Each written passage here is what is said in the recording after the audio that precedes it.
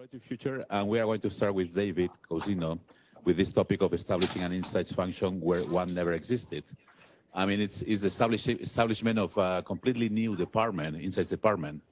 And when I had this now small talk with him about what was going to present, it came to my mind a very nice report that I think was published in 2016 by Cambiar, you know, Simon Chadwick Agency and Boston Consulting Group, in which they were describing the, if I remember well, the six or seven stages of an insights department.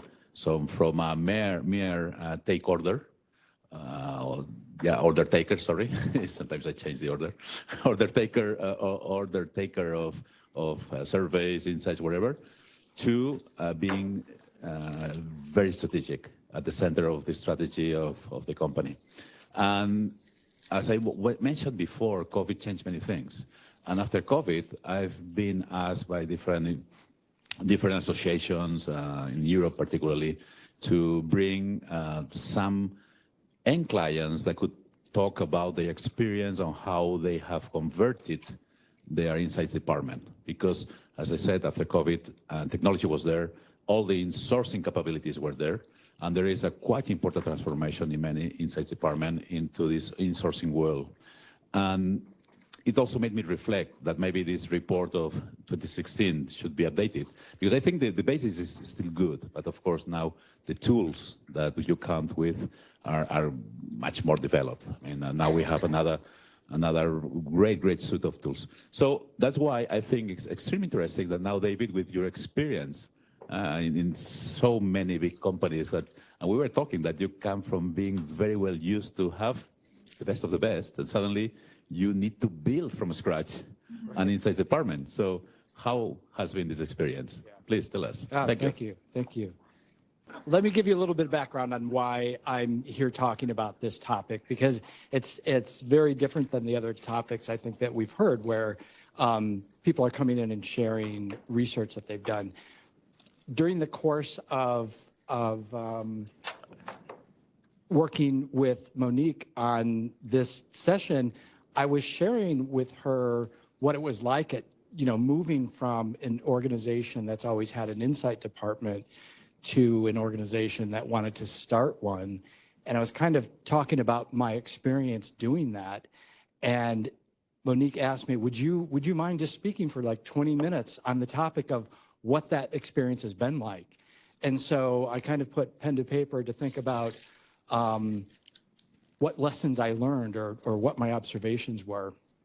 And I think that while everybody in here comes from an organization that does insight work or has an established insight function, I think that some of what I'm going to go over today is still applicable for us as insight professionals to sort of look at these lessons to say, well, what is there that I could do to apply that lesson to an existing marketing research function? All right, so just a little bit of background on me. I've been around for a long time, and I've been doing research for about 30 plus years.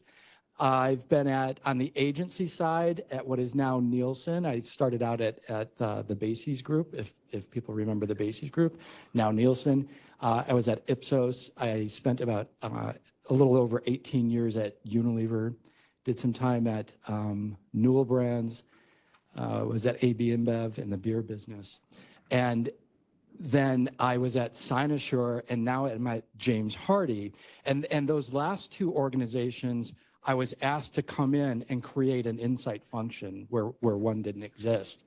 And the reason why I have that little asterisk there at Unilever was because even when I was at Unilever, they asked me to start the insight function at Unilever Cosmetics in New York, where they weren't using any type of consumer understanding.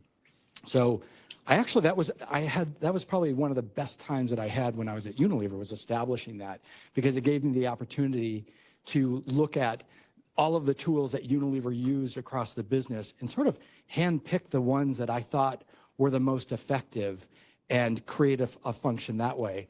And so my time at Cynosure and now my time at James Hardie, that's what I've been doing is building an organization from the bottom up. Now, I don't have to tell this group, why an insight function is important, but I'm spending a lot of my time talking about this in my current role. And these are all things that we sort of take for granted, right? As insight professionals. For most of us and the business partners with whom we work, these are all the reasons that we kind of take for granted, right? So an insight function is important because it helps companies understand their customers. We're gathering and analyzing customer data. We're making data-driven decisions, and the function's really important in terms of linking what we know about the business with our end users. And I don't think anybody in here would have a hard time sort of talking about how to do it. Like you would go into an organization and say, okay, the first thing we need to do is identify the need for the consumer insight function, set clear goals and objectives, establish a team with the right skill set, invest the necessary tools and the technology, develop a plan for gathering and analyzing the data, and then set up regular reporting. And if you were to talk to, our senior management, you'd be able to go to them and say, well, we now have a better understanding of our customers' needs and their expectations. We've been able to improve decision-making, identify new market opportunities, increase customer satisfaction and loyalty, and better align the business between our business goals and the customer's needs. So that all sounds, really good. And to senior management, it would all look very, or to the casual observer and senior management, it would all look very graceful and seamless, right? The reality is, it's a really messy process, and you're going to have to get your hands dirty.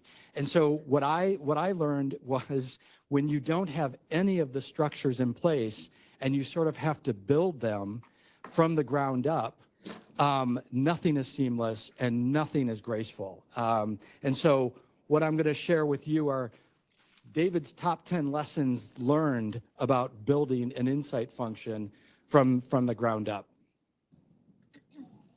The first lesson is you're starting with a blank canvas. And that can be both exhilarating and daunting in equal measure, because where do you begin?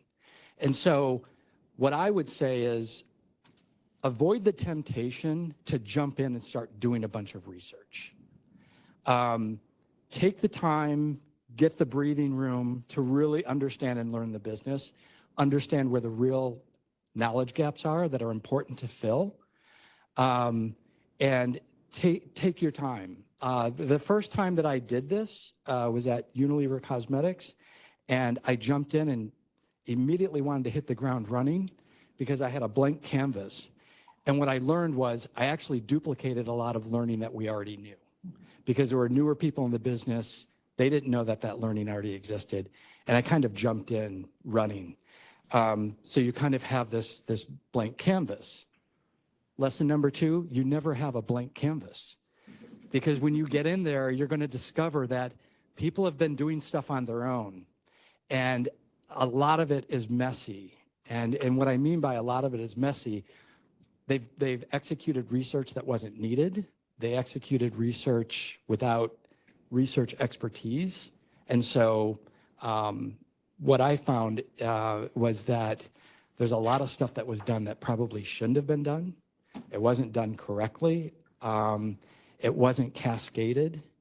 And so you're going to get into the role and see that what you thought was a blank canvas is actually not. The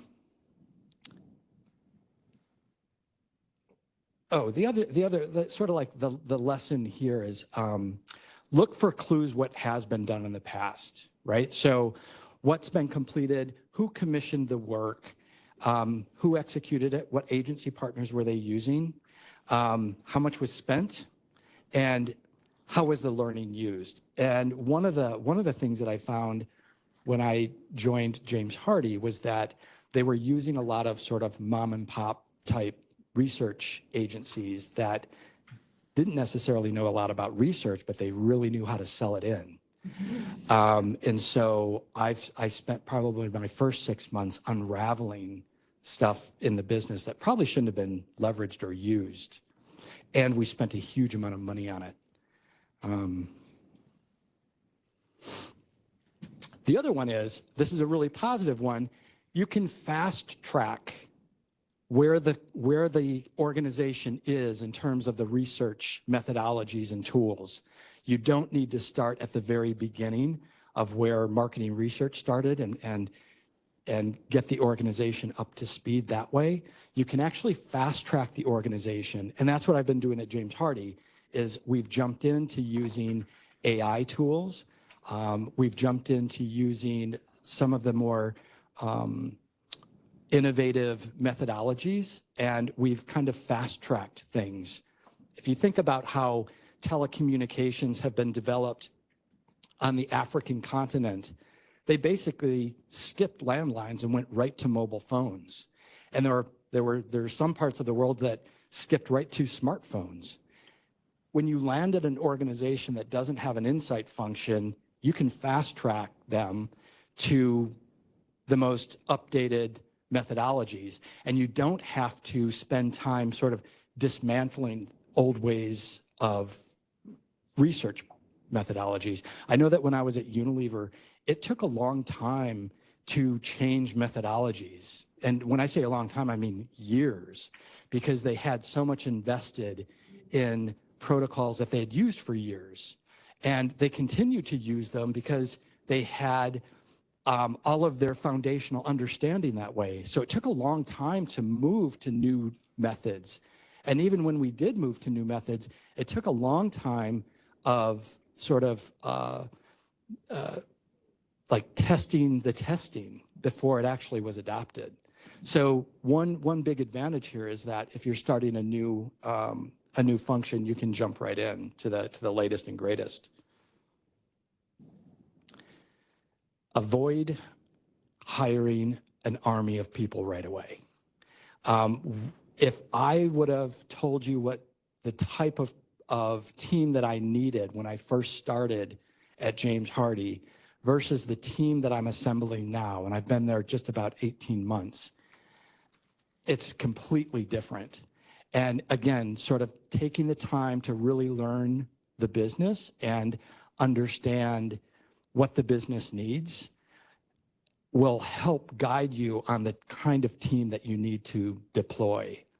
The other thing that I learned is that the more I started talking about the research and cascading the research, people within the organization that had really strong analytical skill sets want to come to the insight group. So it was just about making internal moves rather than hiring incremental headcount. The other thing that I learned was there actually were people in the business who were already doing what you would consider marketing research. They were in the finance teams, they were in the R&D teams, they were in the IT teams. And so I'm glad I held off, because I've now been able to assemble probably about 75% of my team that I'm putting in place are coming from within the organization. Had I started assembling that team in my first 90 days, I would have been job posting all sorts of job posts.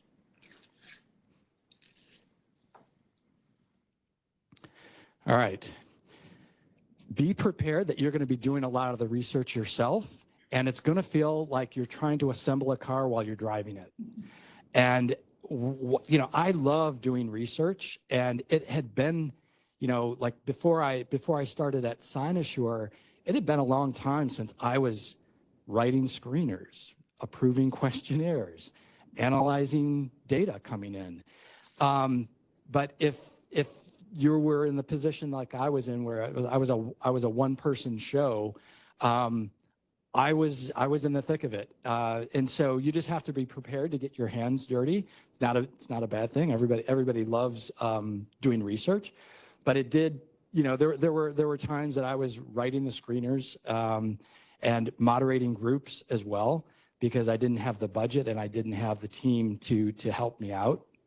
So just be prepared that it's gonna feel a little hectic like that. Start with foundational understanding. When I first started at James Hardie, I asked about who our consumer target was, and for those of you who don't know what James Hardie is, and it's probably the vast majority of us in the room, James Hardie manufactures fiber cement siding for mostly residential, but also commercial use. And so a lot of the homeowners that we produce products for, it's a fairly affluent suburban consumer. And when I arrived at James Hardie, I asked who our primary target was. And they gave me this like amazing persona of who this homeowner was. I was like, wow, where did you get all this learning? It was all anecdotal, and they made it up in a conference room. So I was like, okay. So we need to go back to the foundational understanding. So that one of the first things we wanted to understand was, and they called this persona Christine. And I was like, how real is Christine? So we did some old-fashioned, homeowner segmentation, consumer segmentation, and we found that while there were some valid, we weren't able to validate parts of Christine, what we learned is that it's actually Chris. It's a guy. Like our primary target is actually a man. And while there were some aspects of Christine that were there, we also learned that there was a pretty big segment of the market that we were ignoring. We weren't communicating to them, and we didn't really understand them. So the other lesson number 6 here is go back to the basics, start with foundational understanding. And so that's what we did, and we're continuing to do that. We're doing a contractor segmentation. It's a demand space segmentation to understand where the demand for our products is and how well our product, or how well James Hardie does in those demand spaces. We've created an architect panel where we talk to architects on the high end, and we talk to builders across the entire spectrum. So we're putting panels together to really understand who the users are of our product. We're also talking to installers. These are the crews that actually put board on the wall, and we're talking to them. And we've already unearthed some great insights from them. For example, most of them speak Spanish. None of our videos or learning manuals about how to put our products on the wall are in Spanish. So I would just say if you're in a position where you're starting a new insight function, don't assume that the business knows everything. I came into James Hardie, and I was business partnering with people who have been working for James Hardie for 20 plus years, and they thought they had nothing to learn from me. But by going back and doing the basics of consumer understanding, they now sort of consider me the homeowner, the contractor expert when I walk in the room. You got to teach them how to use research. I was not expecting how much I have to embed the learning and teach people how to use it. Most of my business partners that I'm working with are veterans of the construction business. They've never worked in a company that had a marketing research function. Like there are a few people that came from the FMCG world, but for the most part, I'm working with people who have always worked in the construction sector. They don't really know how to use the research. And what I found with the first few big studies that I was doing, they were highly entertained by them, and then they just sort of went back to doing what they were always doing. And so what I had to do is I had to teach them how to use the information. And so I now, dedicate quite a bit of my time to teaching people how to use the research that we're generating. Lesson number 8, try to find the big wins early. Try to find research projects that are going to make a big impact so that it gives you credibility. This is something that I learned when I was at Unilever Cosmetics, when I was asked to do some research with on the Calvin Klein brand, and then I had to present it to Calvin Klein. I had to tell Calvin Klein what his brand stood for. But it was a big project. I made sure that I understood all of the material inside and out. And when I made him nod and smile, that was a big win, and it gave me instant credibility. So what I would say with this lesson number 8, is try to find something that's going to make a big impact early on so that it gives you that credibility. This is a really important one. Treat the function like it's an internal startup, because it is. And so what I would say here is network with as many people as you can, and don't take for granted that once you meet them and you tell them what you do, that they're going to understand what you do. I think it was Stan Stuminathan at Unilever. When I was at Unilever, he had just come from Coke, and he used to say something really smart. He said, yes, we do marketing research, but we as a CMI team need to market the research. Mm-hmm. And I'll never forget that. And it's like owning your own business internally when you're starting an insight function. You've got to market the research. So on every project that I do, I cascade it, I push it out into the organization, and then I monitor, almost like when you launch a new product, you monitor how it's doing. I monitor the big research projects that I do. I see where it's getting traction, and I show the business where the decisions made from that research have driven growth. So it's almost like you own that business and you're tracking its success. And then you share that success back with the business. Selfishly, I was doing it for job security, but it's gotten a lot of traction for our insight team. And then finally, identify or bring in a knowledge management system. Otherwise, you're going to become the insight librarian. So right now, we're working on a knowledge management system at James Hardie. But I'll tell you, every Friday, and I'm missing it today, but I'll be doing it tomorrow. Every Friday, I accumulate all the requests for reports, slides, data, information. I put all of those together on Thursday night. On Friday, I basically spend my time responding to those requests. Do you know our market share in Germany? Do you have a slide that talks about the homeowner journey path to purchase? I get probably 75 to 80 emails a week asking me for information. I mean, the good news is they see me as the go-to person for information, but I know that we need to get a knowledge management system going. Otherwise, this is going to be the reality of my Fridays. And so that's what we're working on now is putting together a knowledge management system. I did the same when I was at Cynosure. I brought in an agency called Lucy AI, which is an AI empowered knowledge management system. And it's especially geared toward marketing research. So those are my 10 lessons. If anybody has any questions, I'm happy to talk through anything. I think a lot of this is sort of intuitive.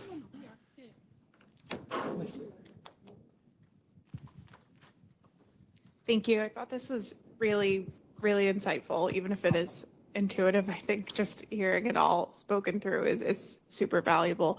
I'm curious if you have any examples of how you've taught the business to leverage research that we could all benefit from hearing. Yeah, so probably the most recent one, and probably which was something that was the most frightening to me, was the fact that we have an agency, we have an advertising agency. We use Havas, and we recently did some qualitative on some new creative. And I assumed, if I'm working with a marketing director, they'd be able to take the learning, sort of apply it to the new direction to the agency. But that didn't happen. So we did all of this research. We understood what was working and what wasn't working. The marketing team thanked me for the work, and then they just sort of went back to business. And so what I did is I had to set up I basically was modeling the behavior that they should have been doing with our agency, creatives and account team. So I set up a meeting. I went through the learning again. I talked about what needed to be, where we needed to pivot, how we needed to change the tone of voice, what was working and what wasn't working, and then sort of working with the account and creative team on finding a new direction. And so that's one instance. Another one was working with our marketing team on how do you get these. So we did that homeowner segmentation. How do you action that? And so I worked closely with our sales team as well as our marketing team on how can we make those homeowner segments actionable for our contractors. So to give you a little bit of background, contractors go into homeowners' homes, they sit across the kitchen table, and they pitch to put James Hardie on the wall, the siding on their home. Now, homeowners have a choice in the siding that they can use, right? They can use engineered wood, they can use vinyl, they can use James Hardie fiber cement. James Hardie fiber cement is very expensive. If you were to put vinyl on your home, it might cost you $25,000. If you put James Hardie on your home, that same home could be about $50,000 to $60,000. So there's a really big price difference. And there are certain homeowners that are willing to spend on the design and the end look that they want versus the budget. And then there are homeowners that are like, I'm not budging on the budget, and they really don't care if the home doesn't look as nice. And so what we did is I showed the sales team how we can identify those homeowners by the leads that come in from our website. So homeowners come to our website, they fill out a quick questionnaire to get a quote from a contractor. One of the things that we did that I had to show them was, we created a 10-question typing tool, basically the algorithm that identifies the homeowner. And we just had them click through, are you willing to answer 10 questions to help us get the right contractor to your home? And so I think our hit rate's 80%. So 80% of those homeowners are willing to fill out that questionnaire. And so one of our homeowner targets that are, we've identified 6 different targets. One of those targets are called savvy statement seekers, and they put design above budget for their home.